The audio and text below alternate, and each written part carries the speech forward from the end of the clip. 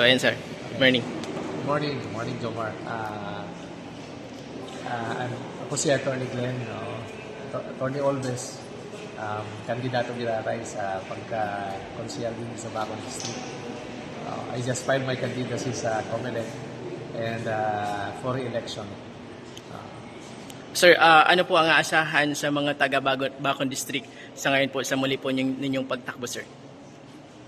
Parehas kan sa kuyang pinangako, ako magiging kasurog permi kan sa tuyang mga constituentes dyan sa Bacon. Kasurog, and at the same time, katuwang ninda sa anuman na mga gusto nindang ipaabot sa konseyo. Yan. Sa mensahe niyo po, sir, sa mga taga-Bacon, lalo na sa mga botante niyo po. Ilot na ilot, nagpapasalamat ako para sa mga supporters ko and then sa mga constituentes na natabangan ta. Maski sa mga day man nakakabiso sa kuya ng mga taga-Bacon, gusto ko lang na hagadong girarayan sa inyong suporta. Tanganing naipadagos ko ang pagservisyo sa inyo. So, yan lang, sir. Thank you very much.